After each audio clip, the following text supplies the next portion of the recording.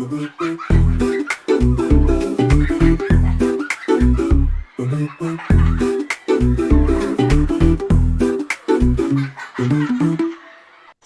pagi, selamat siang, selamat sore, dan selamat malam. Ketemu lagi dengan Kak Tina dalam YouTube channel Antioquia Kids. Bagaimana kabar adik-adik pada hari ini? Pastinya luar biasa, bukan? Kenapa luar biasa?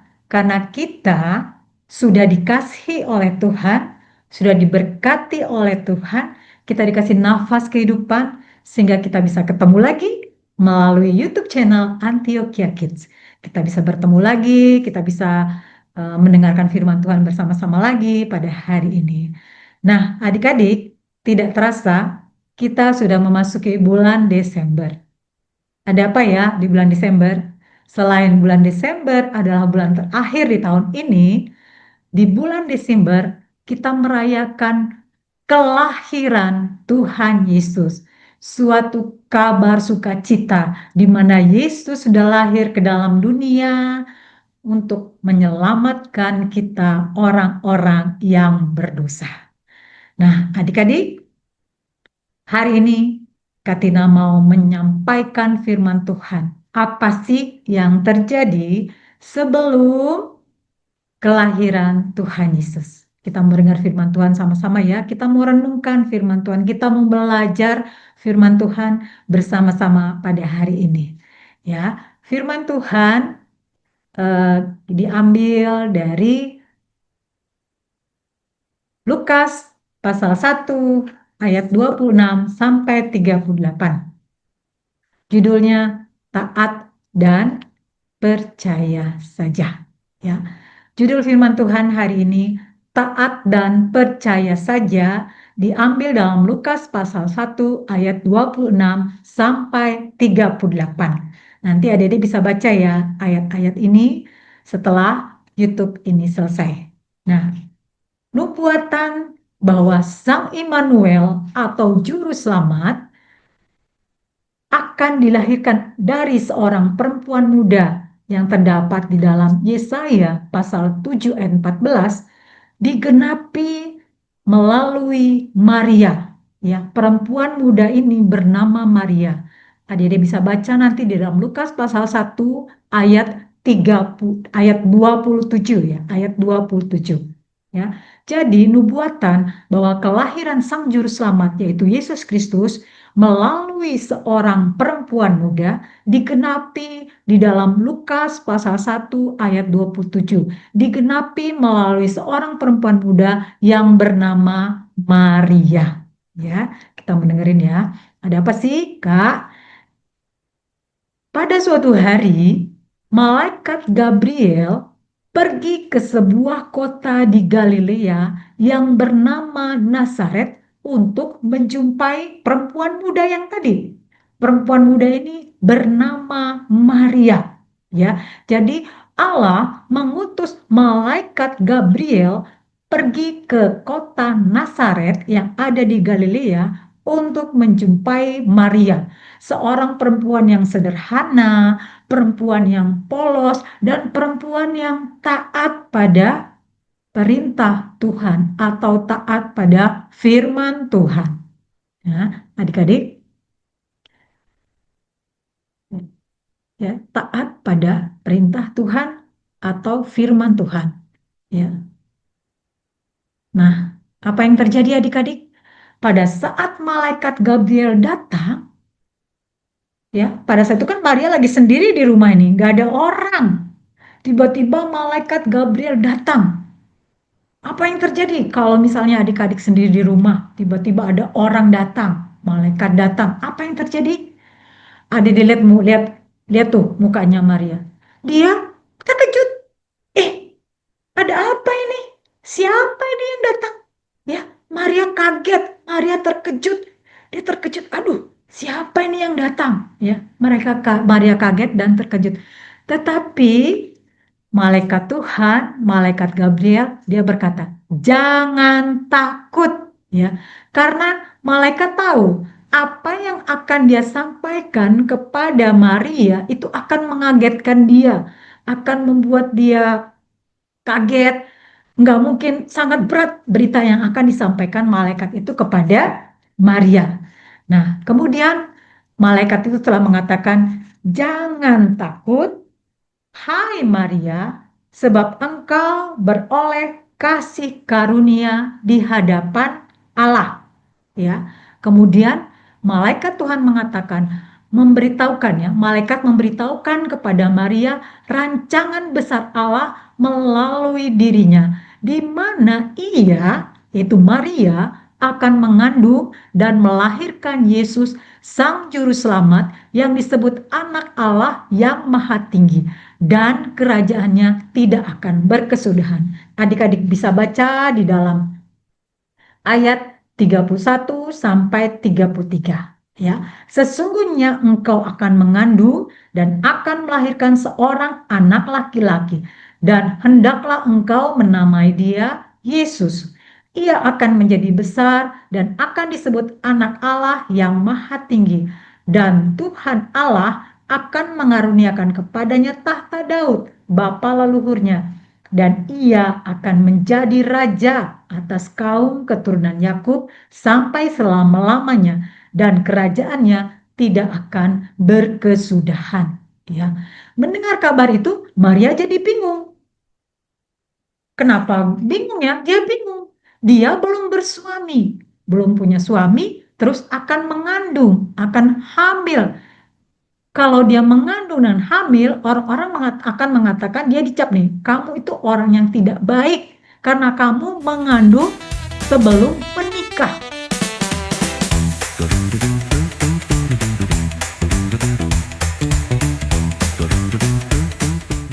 Ya, begitu Maria mendengar kabar ya, berita yang disampaikan oleh malaikat Gabriel, Maria bingung. Waduh, gimana ini? Saya belum bersuami. Kalau saya hamil, ya, mengandung sebelum menikah, nanti saya akan kehilangan pacar saya. Ya, Maria sudah punya pacar ya, sudah punya kekasih namanya Yusuf. Saya kalau Yusuf tahu nih saya mengandung, waduh, dia akan meninggalkan saya. Saya kehilangan dia. Yang kedua, saya akan dicap ya, saya akan dibilang orang tidak baik karena saya sudah mengandung, belum bersuami udah mengandung. Orang-orang akan benci sama saya. Orang-orang akan mengusir saya dari kota ini. Terus nanti imam-imam Yahudi akan menghukum saya. Bukan saja imam-imam Yahudi, nanti pemerintah Romawi juga akan menghukum saya. Banyak konsekuensi yang akan dihadapi Maria begitu mendengar kabar yang disampaikan oleh malaikat Gabriel. Melihat kebingungan di wajahnya Maria, ya, malaikat Gabriel tuh ngeliat tuh, ada yang ngeliat tuh mukanya Maria yang lagi bingung mendengar kabar itu. Waduh, saya belum menikah, udah mengandung. Nanti kalau pacar saya tahu saya mengandung, saya akan ditinggalkan. Saya akan diusir sama orang-orang. Saya akan diusir sama masyarakat. Saya akan diusir. Saya akan dimarahin, akan dibenci oleh orang-orang. Nah, nanti saya akan dihukum sama imam-imam. Saya akan dihukum sama pemerintah Yahudi karena itu tidak boleh ya, eh, orang tuh mengandung ya sebelum menikah. Wah, Maria bingung. Tetapi melihat kebingungan itu, akhirnya malaikat Gabriel mengatakan kembali ya di dalam ayat 35. Dia menenangkan Maria. Dia katakan, jangan takut ya. Dia dikatakan dalam ayat 35, Roh Kudus akan turun atasmu dan kuasa Allah yang Maha Tinggi akan menaungi engkau. Sebab itu anak yang akan kau lahirkan itu akan disebut kudus, anak Allah. Ya. Selain itu, malaikat juga mengatakan kepada Maria di dalam ayat 36, dan sesungguhnya Elisabet, sanakmu itu, ia pun sedang mengandung seorang anak laki-laki pada hari tuanya. Dan inilah bulan yang keenam bagi dia yang disebut mandul itu. Nah, jadi malaikat melihat kebingungan Maria, yang Maria bingung mendengar kabar itu, dia harus mengandung juru selamat ya, yang seorang laki-laki yang namanya Yesus, yang disebut sang juru selamat. Dia bingung. Nah, melihat kebingungan itu dia pikir, aduh nanti saya ditinggal sama pacar saya, nanti saya dibenci sama orang-orang, saya akan diusir dari kota ini, saya akan dihukum sama imam-imam, saya akan dihukum sama pemerintah Romawi. Melihat kebingungan itu, malaikat Tuhan berkata, jangan takut ya Maria, nanti Roh Kudus yang akan memampukan kamu, Roh Kudus yang akan menolong kamu. Jadi kamu gak usah khawatir lagi, istilah gitu bahasanya ya. Kamu gak usah khawatir lagi, kamu jangan khawatir, Roh Kudus akan memampukan kamu. Jadi kamu terima saja, ikuti saja, taat, percaya saja pada janji firman Tuhan ini. Ya, setelah mendengar penjelasan dari malaikat bahwa Roh Kudus akan menguatkan Maria, Roh Kudus akan memampukan Maria, Roh Kudus akan menolong dia, Roh Kudus akan membela dia, apa yang dikatakan? Kemudian Maria berkata, sesungguhnya aku ini adalah hamba Tuhan. Jadilah padaku menurut perkataanmu itu. Ya, jadi dengan kata lain Maria katakan, ya saya mau, ya saya mau menjadi alatnya Tuhan untuk mengandung, melahirkan Sang Juru Selamat, yaitu Yesus Kristus. Setelah Maria berkata demikian, malaikat itu meninggalkan dia. Ya, malaikat taat pada firman Tuhan. Maria percaya pada firman Tuhan yang dia katakan bahwa Tuhan akan memakai dia menjadi alatnya, melahirkan seorang juru selamat. Dia percaya pada firman Tuhan dan dia percaya pada janji Tuhan bahwa Tuhan akan memberikan Maria Roh Kudus untuk memampukan dia untuk menghadapi apa yang akan dihadapi dia kalau orang-orang pada tahu kalau dia akan mengandung. Dia mengandung itu. Jadi orang dia akan, saya jadi kuat karena Roh Kudus menguatkan saya dan saya tidak takut. Walaupun saya mengandung, belum menikah, saya tidak takut karena Roh Kudus akan menguatkan saya. Dia percaya pada firman Tuhan, dia percaya pada janji Tuhan dan dia mau menjadi alatnya Tuhan. Maria dipakai Allah untuk menjadi alatnya. Menjadi alatnya melahirkan juru selamat, yaitu Yesus Kristus yang menjadi juru selamat kita juga sampai saat ini. Dia juru selamat yang menebus kita dari segala dosa yang kita perbuat, ya. Jadi Maria dipakai Allah, dipilih ya. Dia dipilih dulu, dipilih oleh Allah dari begitu banyak wanita muda yang ada di dunia ini. Ya. Dia dipilih Allah dari banyak wanita yang ada di dunia ini untuk melahirkan juru selamat, yaitu namanya Yesus. Ya, nah dia katakan, oke, baik, saya mau. Sesungguhnya aku ini adalah hamba Tuhan. Jadilah padaku menurut perkataanmu itu. Ya, dia sadar dia adalah hamba Tuhan dan dia mau dipakai oleh Allah untuk menjadi alatnya, untuk menggenapi karyanya, untuk melahirkan seorang juru selamat. Ya, Maria mau dipakai oleh alatnya dari beribu-ribu berjuta-juta perempuan muda di dunia ini hanya Maria yang dipilih Allah. Nah, adik-adik, Allah juga akan memakai kita. Ya, Allah memilih orang-orang yang akan dipakai menjadi alatnya. Tidak ada kriteria khusus. Allah memilih orang itu ya dia tidak apakah dia pintar, dia bodoh enggak. Allah memilih siapa saja. Bisa orang bodoh, bisa orang pintar, bisa orang miskin, bisa orang kaya, bisa orang pendek, bisa orang tinggi, bisa orang cantik, bisa orang jelek, bisa orang gagah, bisa orang jelek ya. Bisa orang yang gemuk, bisa orang yang kurus, bisa anak-anak, bisa orang muda, bisa remaja, bisa kakek-kakek, nenek-nenek, bisa opa-oma, bisa pak tua, muda, semua Allah bisa pilih. Asalkan kita mau, tetapi Allah sedih. Ya, karena banyak yang sudah dipilih Allah untuk menjadi alatnya menolak. Saya tidak mau dipakai, saya tidak mampu, saya tidak berani, saya tidak siap. Banyak alasan yang mereka katakan. Saya tidak mau, saya tidak mampu, saya tidak siap, saya nggak punya harta, saya ini orang miskin, saya orang muda, saya masih anak-anak. Tadi Kak Tina bilang, Allah tidak memandang orang itu miskin kah, orang itu kaya kah, dia anak sekolah minggu kah, atau dia pemuda, atau dia orang tua, orang dewasa. Allah tidak tidak tidak nggak memikirkan hal itu. Allah kalau sudah Allah pilih, Allah tahu. Oh, saya mau pilih ini. Saya pakai dia menjadi alat, menjadi alat saya untuk rencana saya yang besar. Kalau kita dipilih Allah, kita katakan seperti Maria, baik Tuhan, jadilah sesuai perkataan, jadilah sesuai dengan firman. Karena nanti kita akan dimampukan. Jadi nggak ada alasan. Kalau Tuhan sudah memilih kita, Tuhan pasti akan memampukan kita. Jadi adik-adik jangan takut kalau dipilih Allah. Adik-adik ya, adik-adik, Allah bisa memilih kita misalnya kita lagi ketemu dengan orang yang sakit. Tuhan berbicara nih dalam hati kita, doakan dia. Nah, Allah sudah memilih adik-adik untuk mendoakan orang itu. Adik-adik berdoa di dalam nama Tuhan Yesus, orang itu sembuh. Orang itu sembuh. Jadi adik-adik dipakai oleh Tuhan menjadi alatnya untuk mendoakan orang itu menjadi sembuh. Mungkin adik-adik dipakai oleh Tuhan untuk mendoakan papa yang lagi sakit atau mama atau ada om tante atau teman-teman adik-adik yang sakit. Terus ada bilang, Tuhan bilang, misalnya Tina doakan teman kamu yang sakit. Nggak mau Tuhan, saya kan nggak bisa berdoa. Saya nggak mau Tuhan, orangnya itu suka nakal sama saya, orangnya itu jahat sama saya nggak mau. Nah, nggak boleh adik-adik, kita nggak boleh menolak. Kita bilang, udah baik Tuhan saya doakan. Ya, kalau kita menolak, nanti Tuhan tidak akan pakai kita lagi, gitu ya. Tuhan nggak mau. Wah, saya sudah pilih kamu, kamu menolak ya udah, saya pakai orang lain. Nanti kita nggak dapat berkat, iya kan?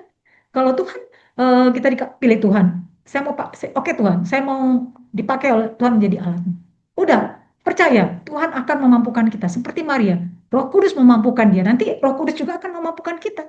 Baik Tuhan, saya mau dipakai. Saya mau doakan orang itu, walaupun dia mungkin dia belum dalam hati, dia kan jahat sama saya Tuhan. Tapi udah deh, saya mau percaya. Seperti Maria, nanti kalau saya percaya, nanti saya hamil sebelum menikah, nanti orang-orang akan benci saya, pacar saya akan hilang. Ya, dia tidak takut lagi. Dia percaya sama janji Tuhan, karena Roh Kudus akan memampukan dia. Kita juga percaya kalau Tuhan sudah memilih kita menjadi alatnya, kita taat, kita percaya.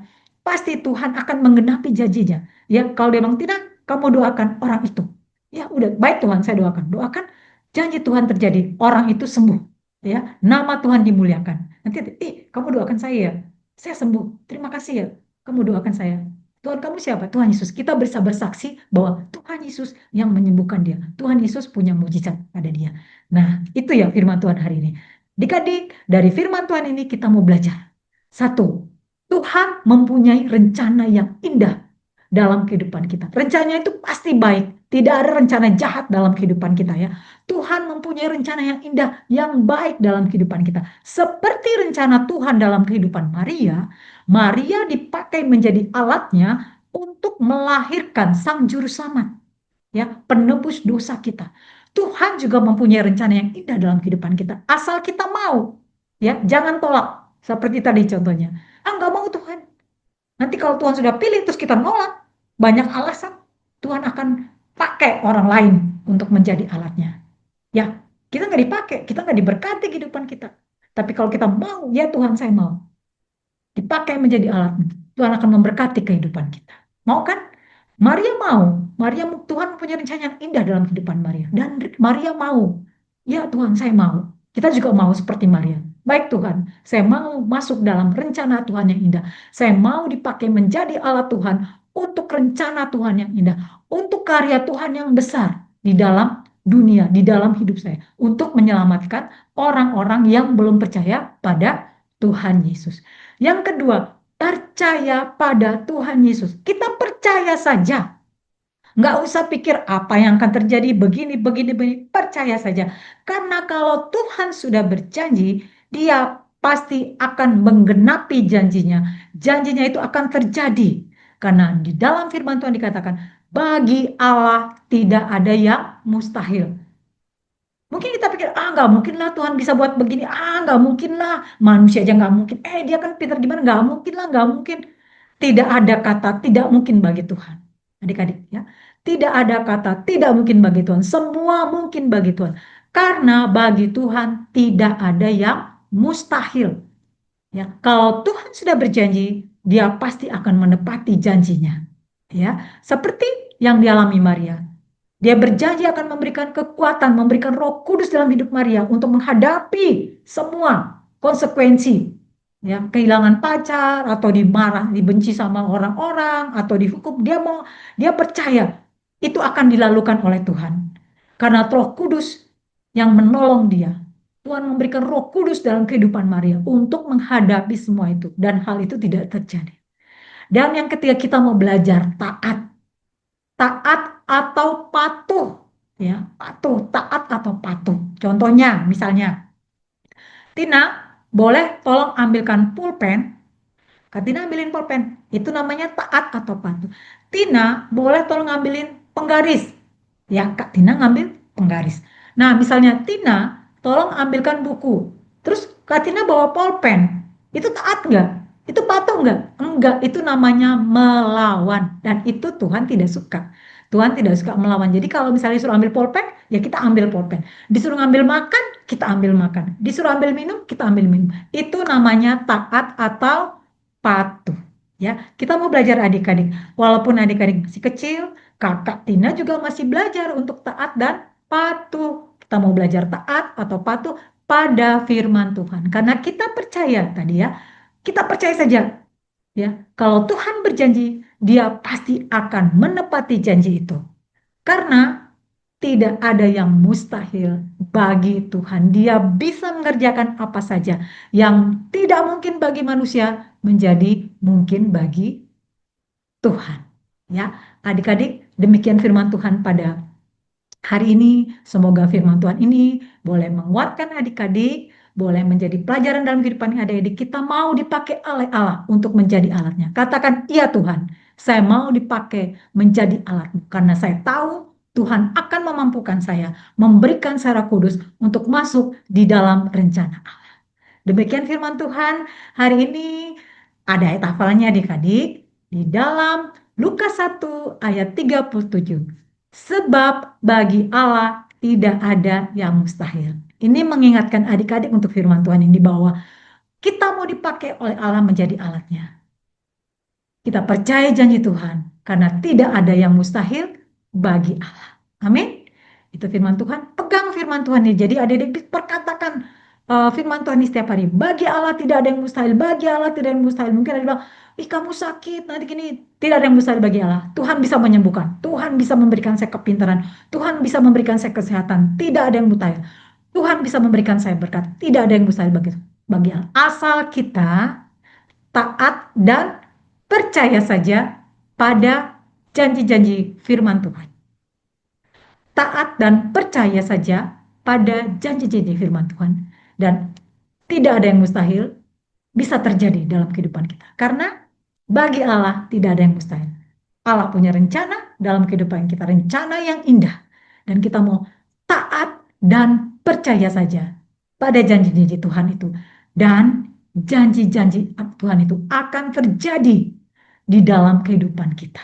Nanti kita kaget, sih, kok bisa ya? Wih, kok bisa? Karena kita punya Tuhan yang hebat, punya Tuhan yang berkuasa, punya Tuhan yang pengasih, punya Tuhan yang besar, ya, yang penuh kuasa. Jadi jangan takut. Kalau dipilih Allah menjadi alatnya, siap Tuhan, saya mau menjadi alat. Karena Tuhan akan memampukan kita dan Tuhan akan menggenapi janjinya. Karena bagi Allah tidak ada yang mustahil. Demikian firman Tuhan. Terima kasih adik-adik. Tuhan Yesus memberkati. Yuk. Sebelum mengakhiri firman Tuhan, kita mau berdoa sama-sama ya. Satu, lipat tangan. Dua, tutup mata. Tiga, tunduk kepala. Mari kita berdoa. Terima kasih Tuhan Yesus buat firman-Mu pada hari ini. Kami sudah belajar Tuhan untuk taat dan percaya saja kepada Tuhan.